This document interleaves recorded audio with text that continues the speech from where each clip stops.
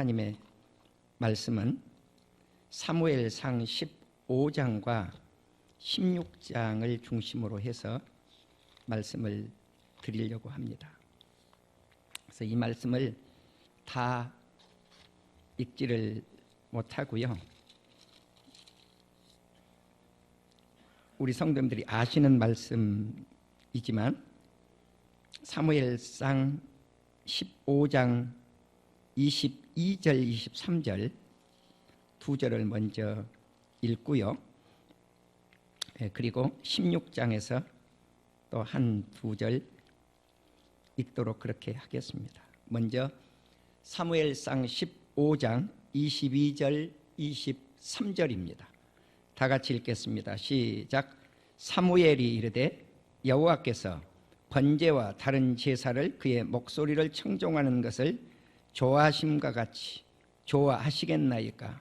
순종이 제사보다 낫고 듣는 것이 순양의 기름보다 나으니 이는 거역한 것은 점치는 죄와 같고 완고한 것은 사신 우상에게 절하는 죄와 같음이라. 왕이 여호와의 말씀을 버렸으므로 여호와께서도 왕을 버려 왕이 되지 못하게 하셨나이다. 아멘.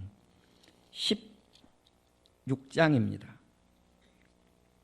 사무엘상 16장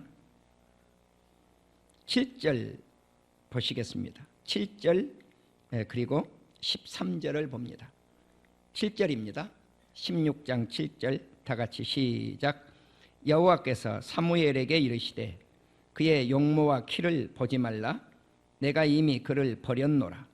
내가 보는 것은 사람과 같지 아니하니 사람은 외모를 보거니와 나 여호와는 중심을 보느니라 하시더라. 마지막 13절입니다. 13절 다 같이 읽습니다. 시작. 사무엘이 기름불 병을 가져다가 그의 형제 중에서 그에게 부었더니 이날 이후로 다윗이 여호와의 영에게 크게 감동되니라. 사무엘이 떠나서 라마로 가니라. 한 절 더 읽겠습니다. 14절. 여호와의 영이 사울에게서 떠나고 여호와께서 부리시는 악령이 그를 번뇌하게 한지라. 아멘. 제가 요즘 설교를 할 때 중앙에 이가 빠져서 우리 성도님들에게 조금 설교할 때 보기가 좋지 않을 경우가 있는데 제가 조금 전까지 그 일을 임시 일을 이 속에 다 끼웠어요. 그런데 그 일을 끼니까 발음이 더 안 좋아요. 그래서 보기가 좀 안 좋을 수 있겠지만 일을 뺐습니다. 양해해 주시기를 바랍니다. 오늘 말씀은 이런 제목이 우리 성도님들에게 적절할까 의문점을 가지면서 제가 그럼에도 불구하고 하나님께서 원하시는 지도자가 어떤 사람일까, 오늘 우리 장로님께서 대선 주자들에 대해서 하나님께 기도를 올렸는데 결론적으로 말씀을 드리면 저는 선거철에 누구를 찍어라, 내가 목회사에 가라면서 그렇게 해본 적은 한 번도 없어요. 우리 집에서도 그거는 민주화가 이루어져 있습니다. 내 아내와 내가 선거가 끝나면 나는 예를 들면 여당을 찍고 내 아내는 야당을 찍고, 어떨 때는 나는 야당을 찍고 내 아내는 여당을 찍을 때가 있습니다. 내 딸들도 마찬가지입니다. 나하고 다릅니다. 그러니까 철저하게 가정민주화가 이루어졌습니다. 가정민주화가 이루어진 목사가 우리 성도님들에게 누구를 찍으십시오 이렇게 말하지는 않습니다. 다만 오늘 제가 큰 덩어리의 입장에서 예수 믿는 우리 성도님들이라고 하면 어떻게 해야 될 것인가, 예수 믿는 우리 성도님들이라고 하면 어떻게 해야 될 것인가, 하나님이 원하시는 지도자가 누굴까. 그런데 대한민국은 어떻게 되어 있느냐, 전라도 사람들은 전라도 사람들끼리 똘똘 뭉쳐서 한 사람에게 밀어요. 대부분 그랬어요. 경상도 양반들은 경상도 사람들 경상도 양반이라고, 전라도 사람들 전라도 양반들 똑같아요. 네. 그래서 내가 오죽하면 종로에서 설교한 이야기를 반복해서 우리 성도님들에게 하겠습니까? 거기에 어르신들이 모였는데 경상도 양반 손들어 보라고 그러고 전라도 양반 손들으라고 하니까 이 사람들 가운데 한 사람도 상대편 도에 대통령을 찍은 사람이 한 사람도 없었다는 거예요. 그러면은 대한민국의 현 상황은 어떤가? 하나님이 원하시는 지도자를 찍지 않았다는 거죠. 네. 이것이 단적인 증거예요. 그럼 목회자들은 그러는 것과 똑같아요. 네. 여기서 우리는 제가 오늘 문제 제기를 하는 거예요. 대한민국의 선거는 하나님이 원하시는 일꾼을 뽑고 있는가? 죄송하지만 뽑고 있지 않다는 겁니다. 네. 그래서 이 나라가 어지럽습니다. 그 결과 이 나라는 어지럽습니다. 그런 의미에 있어서 오늘 하나님이 원하시는 지도자가 누굴까? 그래서 한 사람은 사울왕, 하나님이 원치 않는 왕이 됐어요. 하나님이 원하셨던 왕 다윗왕, 이 두 사람을 예를 들면서 오늘 말씀을 한번 나누고자 합니다. 먼저 우리는 지도자 그럴 때 이 세상의 지도자가 누굴까? 오늘도 내가 어떤 현수막을 보고 온 거예요. 어떤 현수막을 정치인이 붙여놓은 현수막인데 국민의 뜻에다가 따르자 그래요. 예수 믿는 사람들은 국민의 뜻에 따른 것도 아니에요. 백성들의 뜻을 따르는 게 아니라는 거예요. 사람이 많으면 많은 쪽으로 휩쓸리는 것, 그게 다수 민주주의라고 그러는데 하나님께서는 그걸 원하시는 거예요. 누가 하나님이 원하시는 지도자를 뽑을 것인가? 나는 그래서 정치가 돌아가는 대로 우리 성도님들에게 말씀하지 않았어요.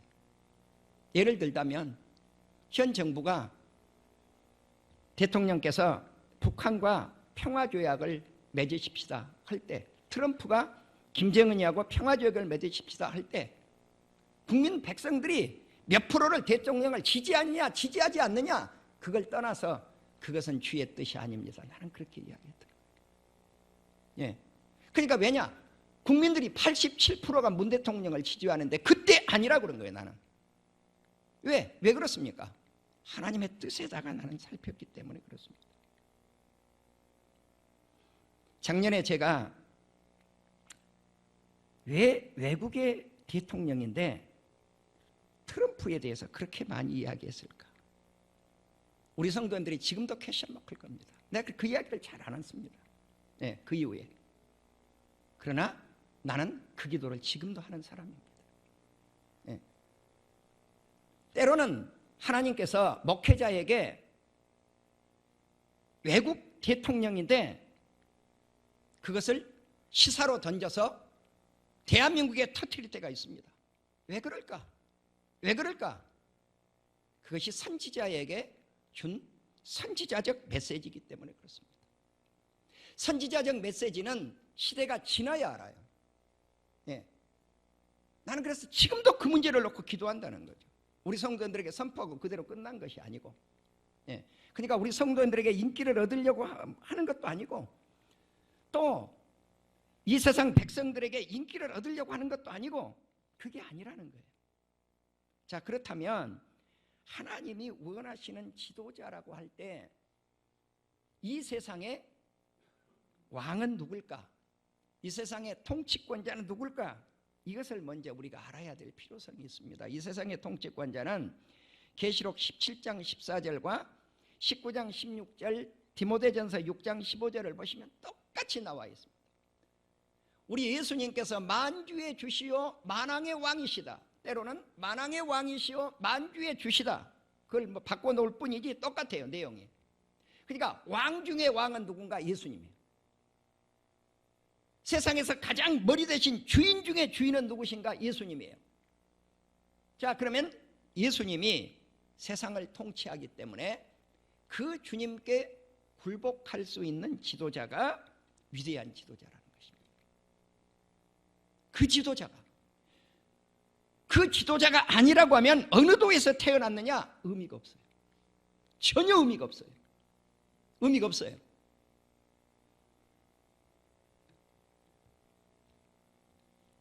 또 하나는 이 예수님은 빛에 거하시는 예수님이다. 이 예수님이 빛에 거하시는 예수님이에요. 그러면 이 예수님이 세상의 만왕의 왕이요 만주의 주신데, 그러면 이제 우리가 지도자라고 했을 때 하나님이 권세를 주어야 지도자로 선택이 됩니다. 그러면은 권세가 어디로부터 왔는가? 사무엘하 3장 6절에 보니까 사울의 집과 다윗의 집 사이에 전쟁이 있는 동안에 그랬거든요. 오늘 제가 사울왕을 한 예로 들 것이고 다윗왕을 한 예로 든다고 그랬잖아요. 근데 이 두 집 사이에 전쟁이 계속된 거예요. 그런데 전쟁이 계속되어지면서 아브넬이 사울의 집에서 점점 권세를 잡았다.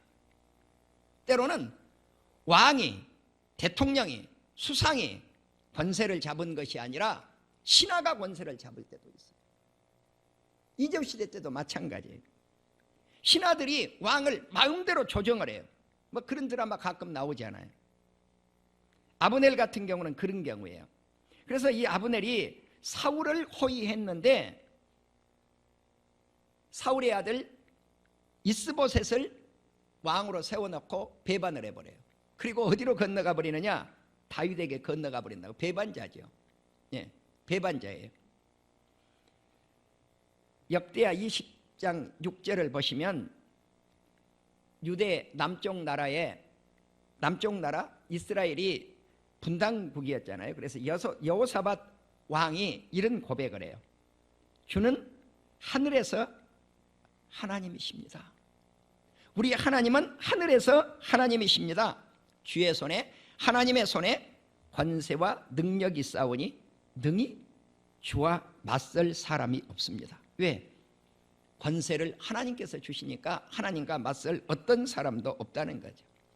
이 말씀을 로마서는 바울이 로마서 13장 1절에서 이렇게 말씀을 합니다. 권세는 하나님께로부터 나지 않음이 없나니 모든 권세는 하나님이 정하신 바라. 하나님이 권세를 주어야 대권을 줍니다. 예. 요즘 여야 이제 대선 주자들이 누가 지지율이 높은가? 그래서 뭐 여론조사가 많이 나오더라고요. 근데 그 여론조사도 다 못 믿죠, 우리가. 예. 금방 며칠 되면 뒤바뀌고 같은 시점에 나왔는데도 어떤 여론조사는 누가 높고 그게 다 달라요. 그러나 분명한 것 한 가지는 권세를 하나님께서 부여해 주신 분이 대권을 준다는 것입니다. 마태복음 9장 6절에 보면 이러한 대권을 주는 것도 우리 예수님께 하나님께 있지만 더 우리 주님께 놀라운 권세가 있는데 그 권세가 뭐냐? 인자는 세상에서 죄를 사하는 권세, 권능이 있다. 왕권을 쥐어주는 권세만 우리 주님께 있는 것이 아니라 죄를 사하는 권세. 이러한 권능, 이러한 권세를 주신 그 하나님께 영광을 돌려놓으라고 마태복음 9장 6절과 8절은 기록이 되어져 있습니다. 자, 그렇다면 만주의 주시오 만왕의 왕이시오 권세를 주신 분이 하나님이시오 예수님이신데 민족의 미래를 우리가 이러한 대권을 누구에게 주어서 권세를 가지고 나라를 잘 통치해서 그 나라가 안정되고 번영하는 민족과 국가를 만들어낼 수 있을 것인가? 라고 우리 백성들은 하나님 앞에 기도해야 될 의무가 있습니다.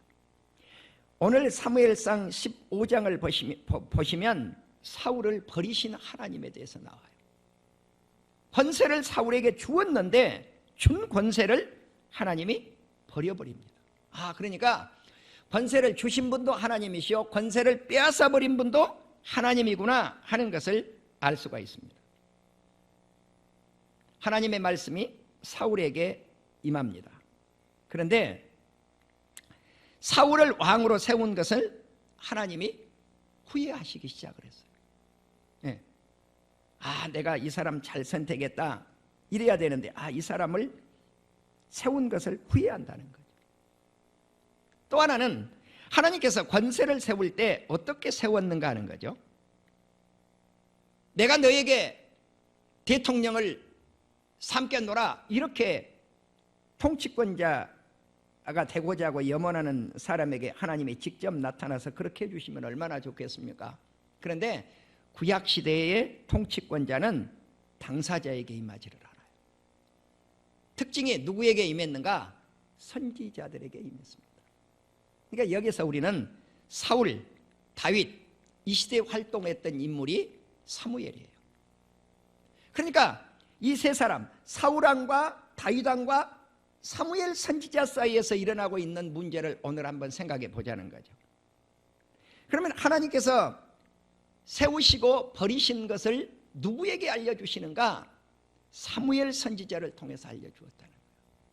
사무엘 선지자를 통해서. 사울을 세울 때도 마찬가지고 사울을 끌어내릴 때도 마찬가지고 버리실 때죠.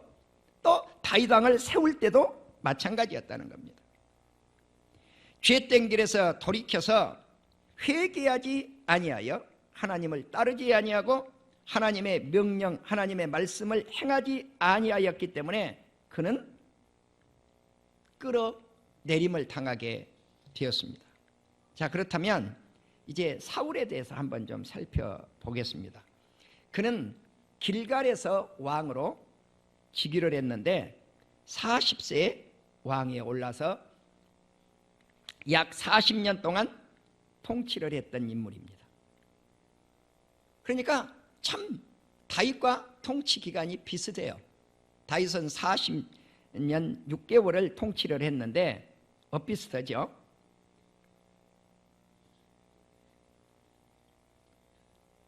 이제 사무엘이 사울에게 기름을 붓고 나서 이렇게 말씀을 합니다. 너는 길갈로 내려가서 길갈에서 일주일 동안 기다리라는 것입니다. 내가 가서 너에게 어떻게 행할 것을 가르쳐 주겠다라고 사무엘 선지자가 기름을 부어놓고 명령을 내렸는데 사울왕이 길갈에 가서 일주일을 기다려도 사무엘 선지자가 돌아오지를 않아요. 자, 그래서 이제 그때 블레셋이 이스라엘을 쳐들어오게 됩니다. 블레셋에 쳐들어오는데 얼마나 이스라엘이 군대가 약한가? 연약해요. 겨우 3,000명 군대를 소집을 해놓고 있을 때입니다. 그런데 블레셋은 어떤가? 병거만 해도 3만 명이에요. 마병만 해도 6,000명이에요. 게임이 안 돼요. 이 당시 사울 왕하고 사울왕의 아들 요나단 왕자에게만 칼과 창이 있었다고 그랬어요. 그러니까 이 나라가 병기가 전혀 없는 거예요. 그러면 나머지 사람들은 칼창이 없으니까 뭘로 싸웠겠어요? 우리나라에도 이게 대나무로 가지고 창을 만들어서 전쟁에서 찔렀던 것이 죽창 아니에요? 그러니까 이러한 나무 같은 이런 도구를 가지고 병사들이 싸워야 되는 실정이니까 참 이게 전쟁에서 그것이 전쟁 도구라고 할 수가 있을 것인가 하는 정도 보이죠. 그러니까 이제 사울의 입장에서는 위기의식이 있을 수밖에 없는 상황입니다. 그래서 이제 일주일을 기다리는데 사무엘이 오지 않으니까 번제하고 화목제를 자기가 드려버리고 말았어요. 자, 왕이 제사장직을 행할 수 있느냐는 거죠. 할 수가 없죠. 그건 제사장이 행해야 되죠. 사무엘은 제사장권을 가지고 있기 때문에 선지자권도 가지고 있기 때문에 그것을 행할 수가 있는데 왕이 행해버리고 말았단 말이에요. 근데 이 제단을 쌓자마자 사무엘이 도착을 해서 사울이 사무엘에게 변명한 말이 이래요.